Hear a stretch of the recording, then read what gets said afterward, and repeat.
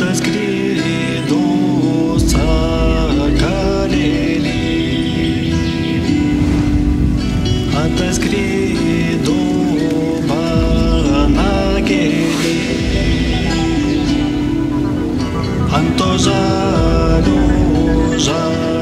berželio, ant to žalio berželio.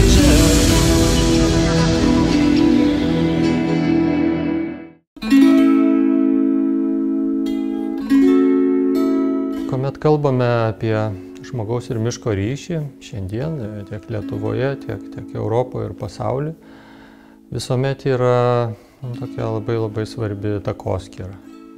Kaip mes žvelgiame? Ar mūsų požiūris yra toks, į mišką kaip į sau lygų, į medžius kaip sau lygus, į grybus, į kerpes, į paukščių žvėrelius? Ar mes žvelgiam kaip tie, kurie valdom, kontroliuojam, laikom save savininkais, šeimininkais? Jeigu skaitytume akademinius tekstus, tai būtų tokie raktažodžiai kaip ekocentrizmas ir antropocentrizmas.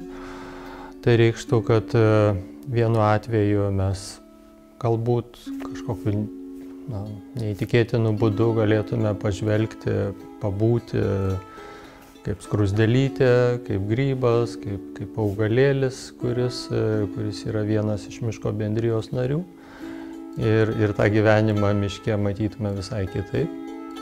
Tas antrasis požiūris yra visiškai kitoks. Tai reiškia, kad žmogus teigia, įsivaizduoja, jog jis viską daug geriau žino, jog jisai čia paskaičiuos, kiek čia reikia vienų žvėrelių, kiek kitų.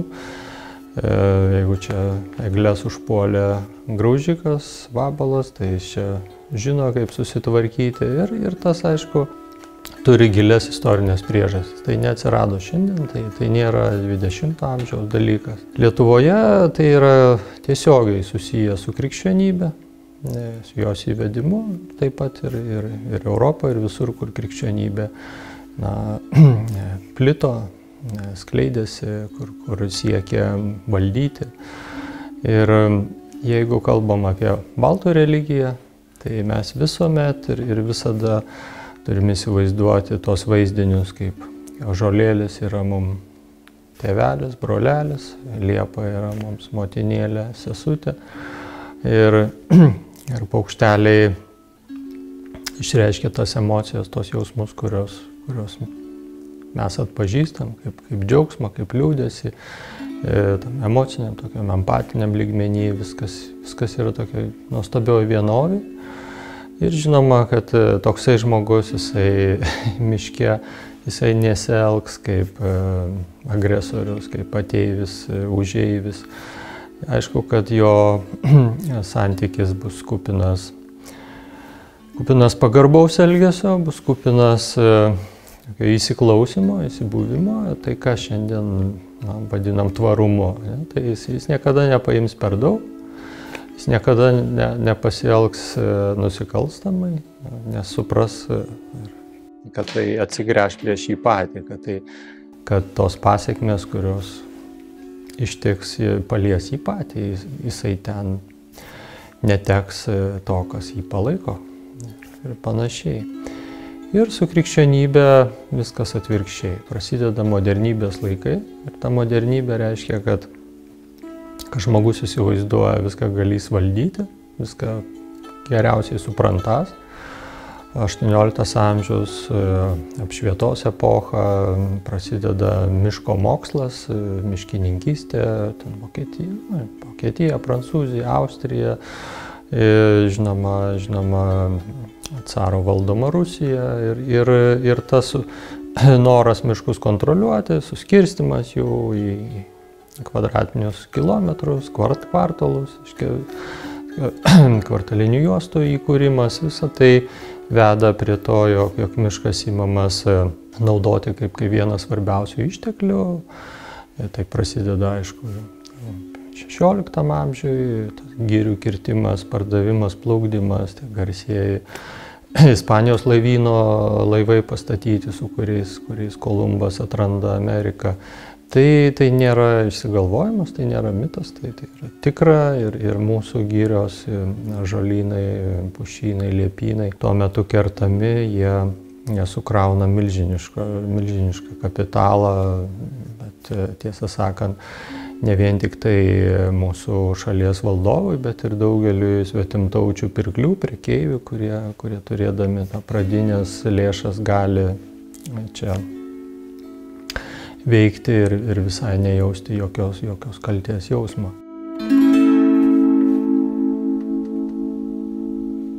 Kalbėdami apie tradicinį žmogaus ir miško ryšį, mes paliečiam labai daug aspektų, tai neabejotinai susiję su praeitim, bet tai lygiai taip pat yra šiandiena ir dažniausiai tai asocijuojasi su grybavimu, uogavimu, su maloniu laiko leidimu ar miške ir daugeliu kitų dalykų, bet jei žvelgtume taip nuosekliau ir atidžiau pasižiūrėtume, kas sudaro tą vertybę, iš ko susideda branduolys, tai tada pamatytume, jog reikia pradėti nuo baltų religijos, pradėti nuo to, jog miškas yra dievų ir dievybių arba dieviškų būtybių buveinė, jog tie dievai ir deivės ir tos būtybės jos įkūnija mišką, jį išreiškia, jog žmogus norėdamas susitarti, norėdamas užmegzti santykį, ryšį, jį palaikyti, jisai tą ryšį mezga per medžius, per grybus, per ten gyvenančius žvėris, augalus, uogas, jisai mezga su dieviškaisiais asmenim. Ir tai labai svarbu tą suvokti, jog nėra ta pagarba reiškiama medžiui kaip tokiam, bet per medį reiškiama dieviškiesiems asmenims.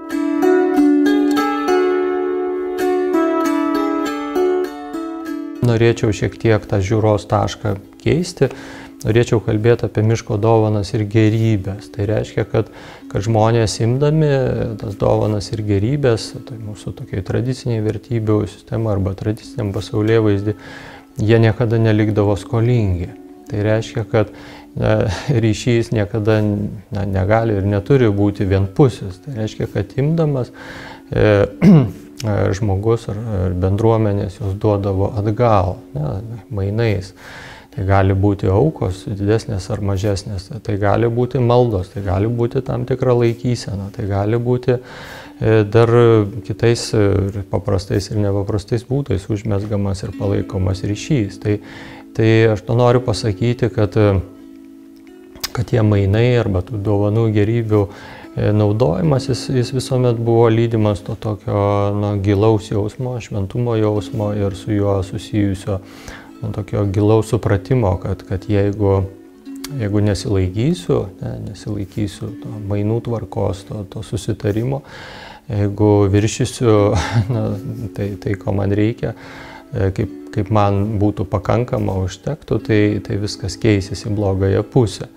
Tai šiandien galioja lygiai tas pats. Ir jeigu dar yra pavienių atvejų, ypatingai vyriausiai kartoj, bet ne vien tik tai ir viduriniai kartoj, žmonių, kurie pažįsta mišką, lanko jį, mėgsta tenai grybauti, uogauti, rinkti kitus dalykus, ar vaistažoles, ar laiko ten bites, ar drevės, ar veža avilius į miško laukymės, tai mes dažniausiai iš tų žmonių mes sužinosim, kad jų laikysena yra labai pagarbi, labai palanki miškui, jie vertina, brangina ir dėkoja už tai, kad ten gauna, kas yra jiems skirta, sukurta. Aš jau pradėjau eiti, kada man buvo labai širdies sunku. Aš tada pradėjau eiti per mišką į tą pat. Atėjau, suradau tą pušį. Kodėl pagalvoju? Aha, čia važiuoja ir čia žmonės eina ir čia jinai kaip kryžkeliai stovi kažkaip taip maždaug. Nes ir čia takas, vanoj pusė yra takelis, ir ten mažas takelis yra. Žvėrių išvaikščiotas, žmonių išvaikščiotas. Ir vat aš kažkaip tai mane patraukė kažkas tai. Nežinau, kas mane patraukė, vat atsėjau, ėjau ir praėjau prie tos pušies, pradėjau jai viską pasakoti, savo visas bėdas. Vat aš ir pavadinau motulėje mano. Ir dabar Jeigu man jau ant širdies kažkas tai negera, o aš pamažu išėjau, atėjau, įsipasakoju ir man palengvėja. Kada žmogui ant širdies sunku, tai reikia kažkam tai pasiguosiu. Tai kaimynai pasigūs. Tai sakau, kaimynas arba pagirs. Ir taip kaimynas ant manęs sako, kad aš dažnai einu į mišką, tai jis sako, nu durna tu Targavičių, nes sena boba landa miškan, sako, atsigult ir gulat. O kūtiena daro ten miške, sako, landa miškan. Nu tai va, aš net porą žodžių taip užsirašau, sako, kad kaimynas mane durnium pavadina, bet jis, ko aš einu miškai, jisai tegul to nežino. Bet kai jūs pirmą kartą buvot ir ta pušis jūs patraukė, ar jūs jau tada turėjot kažką kišeniai, kažkokią dovanėlę, ar ne? Ne, nieko neturėjau. Nieko neturėjau. Ėjau tik šiaip savo, ėjau per mišką šiaip savo. Ir nieko neturėjau. Po to aš pradėjau tada, visada, kada ateinu, visada ją aplankau ir visada, ką nors jai palieku. Jau nuo antro, trečio, ketvirto sykio. Taip. Bet kaip jums ta mintis atėjo, kad jūs norit atsilyginti? Nu, man mintis to atėjo, reiškia, nu taip, kad aš eidama ir man kažkaip tai, kaip būtų kas pašaukė, kaip būtų kas patraukė mane. Nu, tai reiškia, ką nors, nežinau, kaip čia paaiškinti, reiškia, ką nors iš gamtos, kad gamta, ką nors turi tokio slaptumo turi prie žmogų. Tai reiškia, jinai mane pašaukė. Ir aš ateinu pačiat pasiguos, tai aš turiu ją ir pavaišinti. Kitas svarbus dalykas, kuris tiesiog pastaraisiais metais yra naujiena ir plinta, ir gerai, kad plinta, tai yra, kad mes lietuviai atrandam mišką taip sąmoningai, visiškai atrandam kaip atgaivos, tokios sveikatos ir tokią stiprinančią vietą. Daugelis išgirdę apie miško maudynę sako, fui, kas čia. Taigi mes ir taip čia, kiekvienas čia būnam tam miške ir taip iš tikrųjų yra ir nieko čia nereikia daugiau daryti.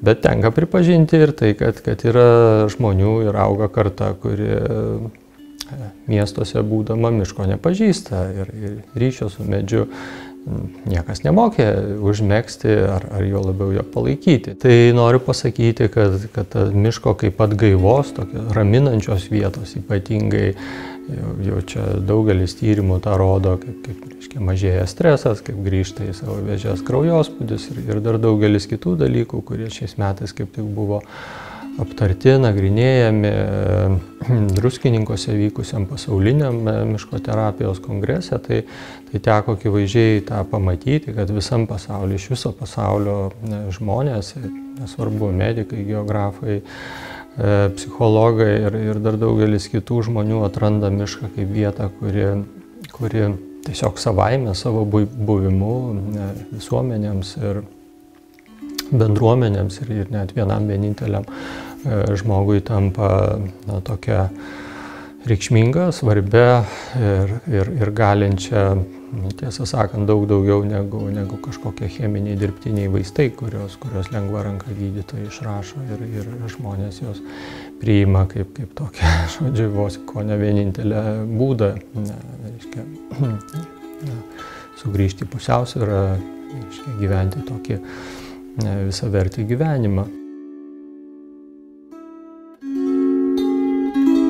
Miško kaip namų vaizdinys toks be galo reikšmingas, jis persmelkęs ir mūsų literatūrą, poeziją, kino kūrimą, kai kuriais atvejais ir kitas meno sritis, jau nekalbant apie tapybą, fotografiją ar kitas vaizduojamą meno rūšis. Tai va tas miško kaip namų, šita išraiškos galimybė, jinai jau glaudžiai yra susijusi su tokia lietuviška tapatybė, kad lietuvis neįsivaizduoja miško, neįsivaizduoja savo gyvenimo be miško, kad jisai, kad kūrė tokį idealų gyvenimą labai dažnai artimam ryšy su mišku. Tai gali būti šalimais, tai gali būti net apskritai sala miške, tai gali būti kažkokia vieta, iš kurios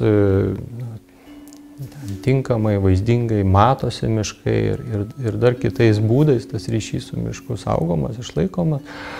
Ir Ir žinoma, tokiu būdu ir konstruojamas, ir taip suvokiant, kad miškas yra svarbus, kad jis papildo, kad jis yra tiek to tikro, realaus kraštovaizdžio dalis, tiek ir tokio simbolinio, ne vien tik poetinio, ne vien tik tai sveikatą ir įkvėpimą teikiančio, bet ir tokio gilaus, tokio dvasinio kraštovaizdžio dalis.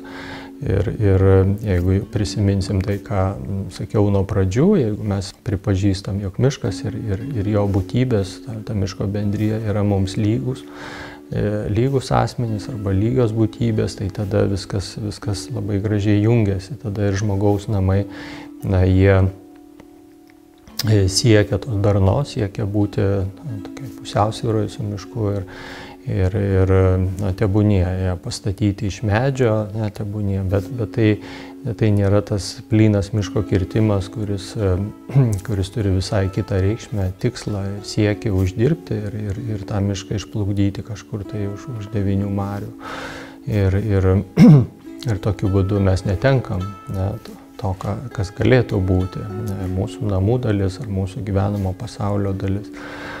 Ir kalbant apie lietuvišką tapatybę, tai daugumas žino ir vis dar yra mokyklinėse programose Simono Daukanto toks nupieštas, aprašytas, be galo vaizdingas Lietuvos girių toks paveikslas, visas jų toks pasakojimas, vaizduojantis, jog prieš ateinant mūsų tautai į tėvynę, į dabartinį ir būsimą tuo metu Lietuvą, čia buvo viena ištisa giria. Jis buvo tokia, kad buvo neįmanoma į ją įžengti, nebuvo jokio kelio, nebuvo jokio tako, ten žmogus galėjo tik tai ropomis ropoti, lyg koksai žvėris, bet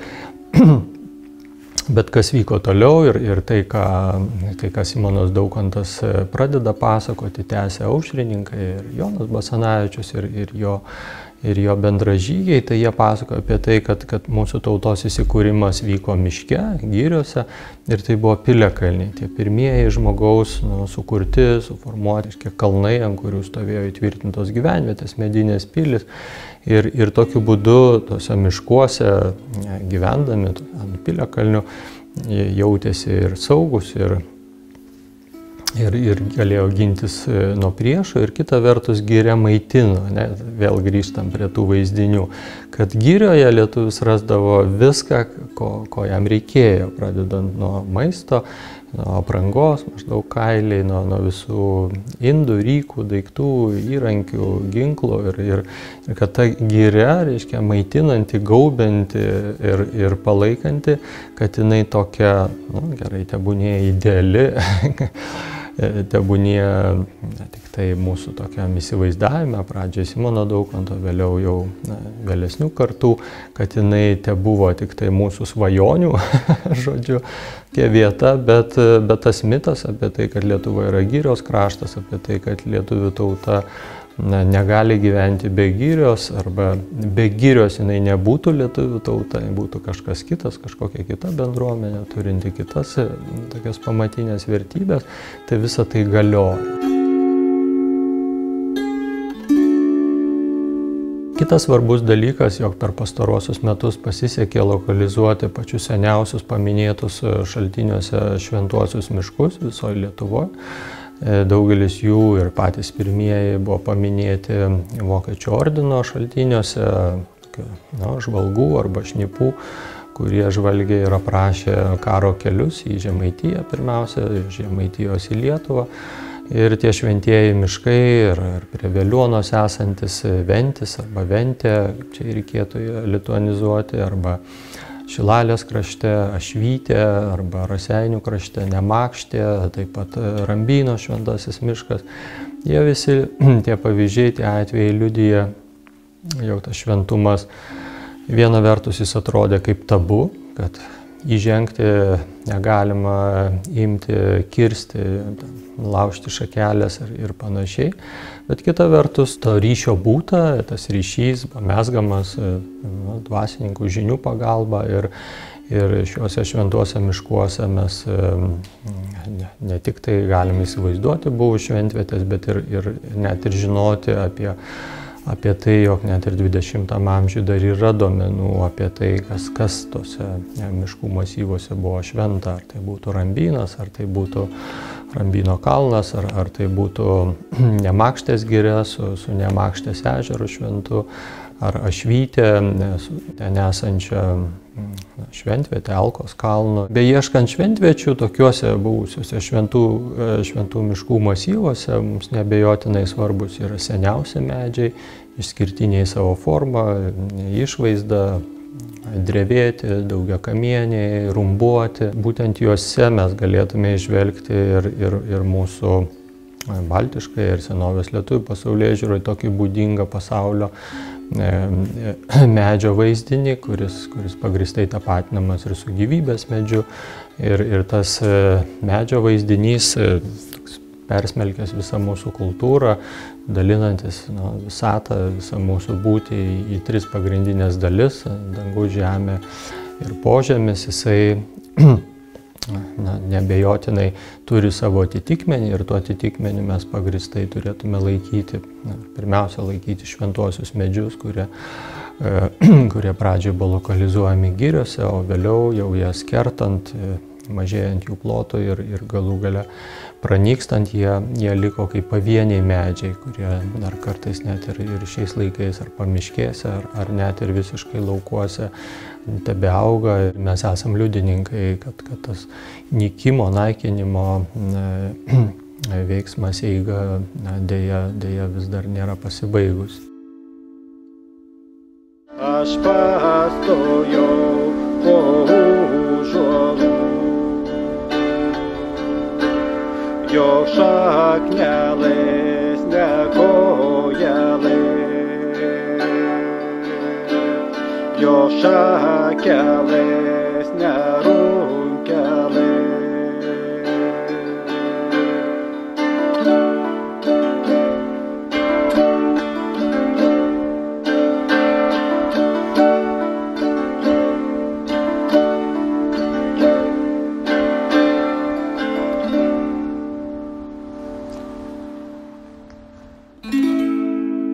2023 metais Prigimtinės kultūros institutas subūrė daugelį mokslininkų, tyrėjų ir visų, kuriem rūpi miškų likimas Lietuvoje į seminarą, į 2 dalių didelį renginį, kurio metu buvo diskutuojama, ieškoma, svarstoma, dalyjamasi patirtim ir ieškoma tų raiškos būdų arba kaip apčiuopti žmogaus ir miško ryšį. Mes jį gerai jaučiam, bet paprašyti, aprašyti, mes nelabai žinom, nuo ko pradėti arba kokia yra jo sandara.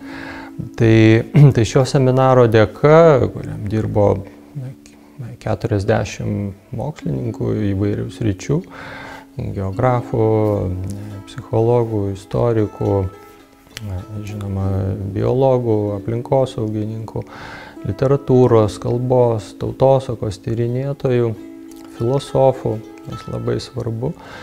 Ir tas mūsų bendras darbas leido suformuluoti tokias išvadas, kurios tapo pagrindu nominacinės bylos, skirtos tradiciniam žmogaus ir miško ryšiui, remiantis tą bylą. Mūsų jau nacionalinio nematerialaus kultūros paveldo vertybių sąvado komisija vienbalsiai pritarė šios vertybės įrašymui, įtraukimui į sąvadą, pripažindama, jog čia yra apčiuopta ir ta gili istorinė šaknis, ir apčiuoptas šiuolaikinis tos vertybės, to ryšio gyvavimas. Tokiu būdu Lietuva tapo antrąja šalim Europoje ir pasaulyje, atrodo, po Suomijos, kurie dar 2017 metais buvo pripažinę žmogaus ir miško ryšį savo nacionalinę vertybę. Tai tokiu būdu mes tęsiam tai, ką pradėjo Suomija, rodom pavyzdį kitom tautom, kitom šalim ir tas įvykis tikrai reikšmingas, tikrai daro įspūdį visiems ir tokia teigiama linkme skatina galvoti, skatina ieškoti įkvėpimo, siekti tokių tvarių politinių, ekonominių sprendimų, remiantis labai tokiais tradiciniais ir mūsų kultūrai brangiais ištekliais. tom vertybėm.